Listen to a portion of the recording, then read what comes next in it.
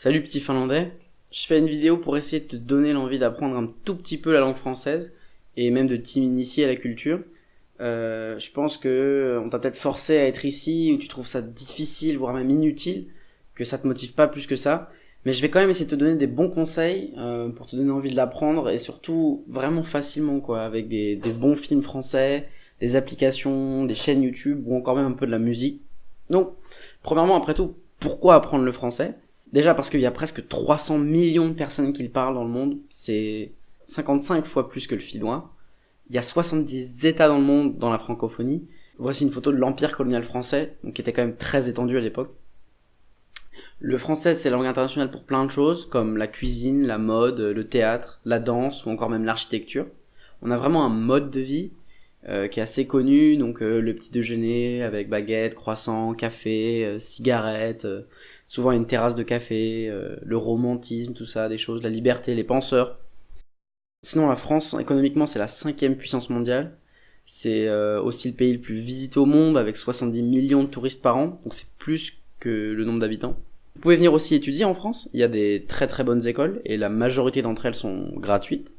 Et enfin, le dernier avantage notoire, c'est que en France, les gens ils parlent pas trop anglais, donc parler français ou juste même un tout petit peu, c'est vraiment un grand avantage et vous pourriez découvrir des choses comme Paris, la Corse, les Antilles, la Bretagne, le Massif central, Cassis.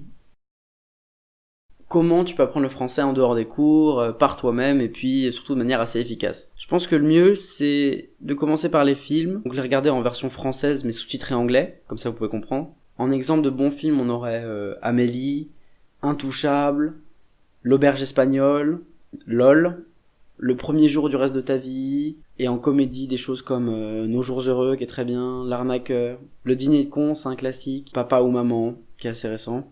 On peut aussi utiliser des applications sur le téléphone, que une ou deux suffisent, et pour moi la meilleure c'est Memrise, et c'est super important de pratiquer tous les jours, je vous le recommande vraiment. Enfin en musique, je pourrais vous conseiller Stromae, que vous connaissez peut-être déjà, c'est un artiste belge, et Manu Chao aussi.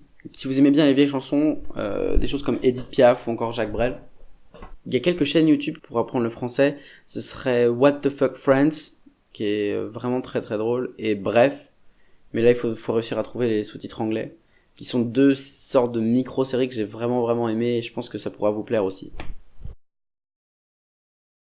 The best way to learn a language is to speak it, so I really encourage you to find a pen friend.